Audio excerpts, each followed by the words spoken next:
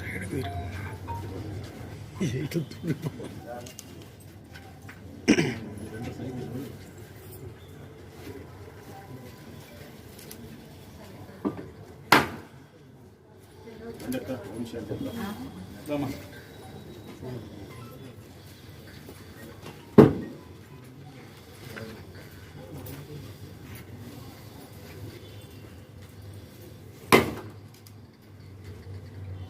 పూలు వేసే వాళ్ళంతా వేయండమ్మా.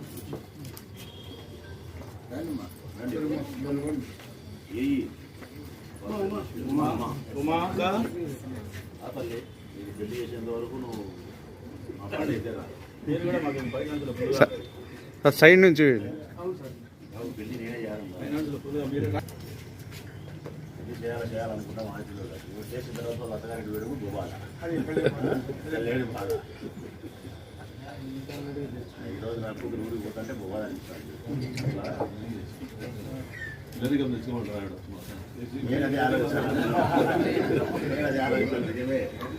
చిన్నపిల్లలు అడిగి చేస్తామని నా సైడ్ నుంచి నాన్న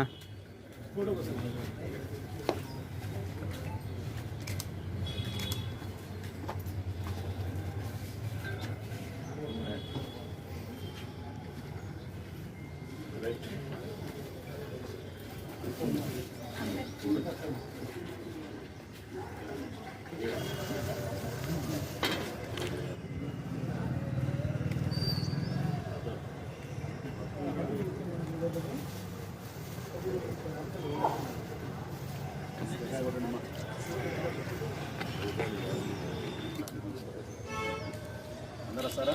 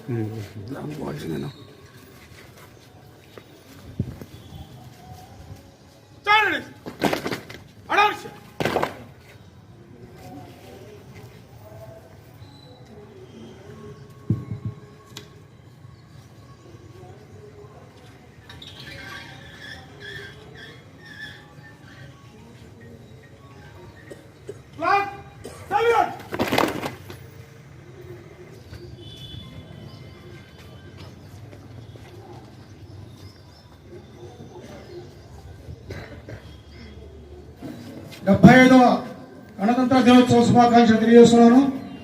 ఇక్కడికి విచ్చేసిన ప్రతి ఒక్కరూ కూడా మన పెద్దలు, మన స్వాతంత్ర సమరయోధులు మనకు సాధించబెట్టినటువంటి ఈ గణతంత్రాన్ని, ఈ స్వాతంత్రాన్ని మనమందరం కూడా ఒక ఆదర్శ పౌరులుగా ఉండి మనం ప్రతి ఒక్కరూ కూడా మన విద్యుత్ ధర్మాన్ని పాటిస్తే మన భావితరానికి మనమందరం కూడా ఒక మంచి చేసేవాళ్ళమని ఈ సందర్భంగా తెలియజేస్తూ ఇక్కడికి విచ్చేసిన అందరికీ మరొకసారి గణతంత్ర దినోత్సవ శుభాకాంక్షలు తెలియజేస్తున్నాం. ఈరోజు గణతంత్ర దినోత్సవ సందర్భంగా మనందరూ ఇక్కడ సమావేశం జరగడం అయింది. ఈ సమావేశంలో అందరూ పిల్లలు ఉన్నారు కాబట్టి పిల్లల గురించి తెలుసుకోవాల్సిన 2 విషయాలు చెప్తున్నానండి. గణతంత్ర దినోత్సవానికి స్వాతంత్ర దినోత్సవానికి చిన్న డిఫరెన్స్ ఉందండి. మనకు స్వాతంత్రం రాకముందు 1947 స్వాతంత్రం వచ్చిన తర్వాత మనం దాన్ని స్వాతంత్ర దినోత్సవంగా జరుపుకుంటూ అది ఏదైతే ప్రత్యక్షంగా మన ప్రధాని ఎన్నికవుతారో ప్రజల చేత ఆయన మాత్రమే దాన్ని లాగుతారు.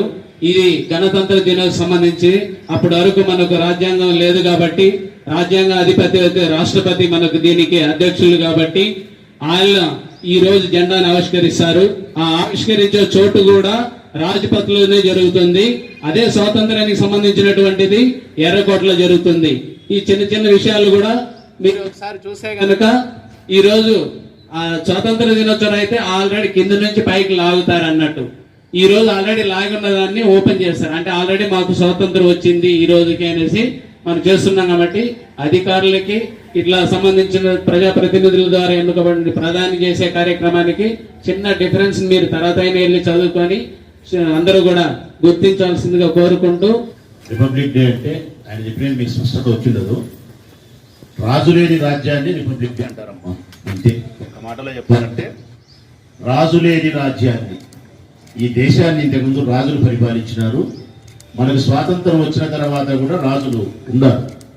ఆ రాజరిక వ్యవస్థను పూర్తిగా పోగొట్టి ప్రజాస్వామ్య వ్యవస్థను ఈ భారతదేశంలో ప్రవేశపెట్టి ప్రజల చేత ప్రభుత్వాన్ని ఎన్నుకునే స్థితిని తీసుకొచ్చి ప్రజలే పాలకులు, ప్రజలే ప్రభువులు, ప్రజలే ప్రభుత్వాన్ని ఏర్పాటు చేస్తారు, ప్రజలే ఈ దేశాన్ని పరిపాలిస్తారు. అదే రాజులేని రాజ్యం. ఎంత గొప్పదో, ఎంత బాగుందో వినడానికి కమ్మగా ఉంది తల్లి.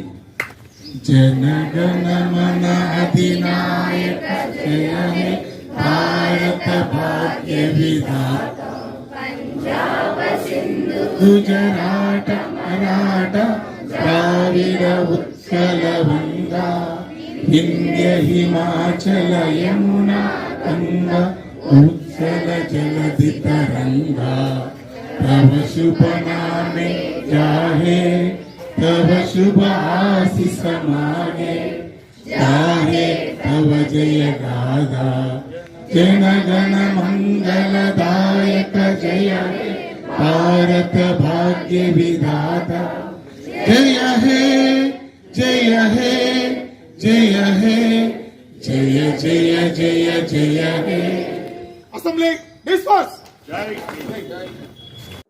75వ గణతంత్ర దినోత్సవ సందర్భంగా ప్రతి ఒక్కరికి నా హృదయపూర్వక శుభాకాంక్షలను మనస్ఫూర్తిగా తెలియజేస్తా ఉన్నా. ఈరోజు ప్రతి భారతీయునికి ఎంతో సంతోషించదగ్గ రోజు, ప్రతి భారతీయుడు గర్వపడే రోజు. ఈ సందర్భంగా మనందరం ఆలోచించుకోవాల్సిన అంశం ఏమిటంటే, ఈ దేశం నాకేమిచ్చింది అనే దానికంటే ఈ దేశానికి నేనేమిస్తాననేదే మనం ఆలోచించాలి. ఈ దేశంలో పుట్టడమే మనం చేసుకునే అదృష్టం. ఈ భారతదేశంలో జన్మించిన ప్రతి భారతీయుడు నిజంగా అదృష్టవంతుడు. ఏమి దేశం గొప్పతనం అని ఎవరైనా ఇతర దేశస్తులు అనుకుంటే చెప్పడానికి చాలా ఉంది. దేశం యొక్క గొప్పతనం పవిత్రమైనటువంటి గంగతో, హిమశిఖరంతో, పరోపకార గుణముతో, ఓర్పుతో, స్నేహశీలతతో, నైతిక విలువలతో ఈ దేశం పుట్టుక. ఈ మట్టే పవిత్రమైంది, పుణ్యభూమి, కర్మభూమి, రాముడు నడయాడిన భూమి. అత్యంత పవిత్రమైనటువంటి మట్టి నా దేశం. ఈ మట్టిలోనే ఒక సువాసన ఉంది, ఈ మట్టికే ఒక శక్తి ఉంది. అట్టి మట్టిలో జన్మించిన మేము, అట్టి మట్టిలో కలిసిపోయే మేము భారతీయుల అందరం చాలా అదృష్టవంతులం, చాలా గొప్పవాళ్ళం. నా ఈ భారతదేశంలో జన్మించినందుకు మనస్ఫూర్తిగా గర్వపడతా ఉన్నా, ఆనందిస్తూ ఉన్నాం. ఇందులో ఎక్కడ మాకు అనుమానమే లేదు. ఈ దేశం ఎప్పుడు కూడా ప్రపంచ శాంతినే కోరుకుంది. ఈ దేశం ఎప్పుడు కూడా పరోపకారాన్ని కోరుకుంది. ఈ దేశం ఎప్పుడు కూడా స్నేహాన్ని ఆశించింది పరాయి దేశస్తులతో. ఎక్కడే కానీ ఈ దేశంలో చిన్నపాటి మరక కానీ మచ్చ పెట్టడానికి కూడా ఈ దేశస్తులకు లేదు. అంత గొప్ప దేశం భారతదేశం. జాతి ఒకటే, భరత జాతి. కానీ ఎన్నో మతాలు, ఎన్నో కులాలు, ఎన్నో రుచులు, ఎన్నో దృక్పథాలు, ఎన్నో ఆలోచనలు. కానీ మా జెండా ఒకటే, మా జెండా ఒకటే, మా అజెండా ఒకటే. అదే భారత జాతీయత. ఈ దేశం మాది. 150 కోట్ల మంది బిడ్డలం మేము. కానీ మమ్మల్ని కన్నె అమ్మ మాత్రం ఒక్కటే. ఇది గొప్ప సంగతి. 150 కోట్ల మంది భారతీయులం బిడ్డలం మేము ఈ తల్లికి, కానీ మమ్మల్ని కన్న తల్లి మాత్రం ఒక్కటే. అదే మా జాతీయత. ఎన్ని మతాలున్నా, ఎన్ని కులాలున్నా, ఎన్ని ఆచార వ్యవహారాలున్నా మా జెండా అజెండా ఒక్కటే, జాతీయత. మేము భరతమాత ముద్దు బిడ్డలం, మా దేశం భరతమాత, మేమందరం సహోదరులం అనే మా భిన్నత్వంలో ఏకత్వమే ప్రపంచ దేశాలకు మా దేశం ఆదర్శం. ఈ దేశంలో పుట్టిన మనుషులు ప్రపంచ దేశాలకే ఆదర్శం. ఇక్కడ స్త్రీమూర్తి అత్యంత పవిత్రం. ఓర్పుకు, సహనానికి, ఇంటికి మా స్త్రీలు అత్యంత శక్తివంతమైన వారు, అత్యంత గౌరవనీయమైన వాళ్ళు. ప్రపంచవ్యాప్తంగా భారతదేశంలోనే మా స్త్రీలనే ఆదర్శంగా తీసుకోవాల్సినటువంటి అవసరం ఉంది. ఇట్లా ఎన్నో విషయాలలో ఈ దేశం చాలా గొప్పది. అట్టి దేశానికి రాజు లేకుండా ప్రజలే రాజులై, ప్రజలే ప్రభువులై, ప్రజలే తమను పాలించే నాయకుడిని ఎన్నుకొని ప్రభుత్వాన్ని ఏర్పాటు చేసి ప్రతి 5 సంవత్సరాలకు ఒకసారి ప్రభుత్వాన్ని, తనకు కావలసిన ప్రభుత్వాన్ని ఏర్పాటు చేసుకొని వారి యొక్క ప్రజాస్వామ్య పద్ధతిలో స్వేచ్ఛగా విహరిస్తూ ఉన్నారే, ఇంతటి గొప్ప ప్రజాస్వామ్య దేశం ప్రపంచంలోనే ఎక్కడా లేదు. ఇంత ప్రజలకు స్వేచ్ఛ కానీ, స్వతంత్రత కానీ, వాక్ స్వాతంత్రము కానీ ఎక్కడ ప్రపంచంలో లేదు. అది ఒక ఈ భారతదేశంలో మాత్రమే లభ్యమవుతుంది. అందుకే ఈ దేశంలో జన్మించిన ప్రతి మనిషి చాలా స్వతంత్రుడు, స్వేచ్ఛాజీవి. వారి యొక్క మానసిక విలువలతో స్వేచ్ఛమైన వాతావరణంలో జీవించడానికి అనుకూలం ఉండే దేశం. అందుకే ఈ దేశానికి మనం ఏమిచ్చినామని ఆలోచిస్తే మంచిది.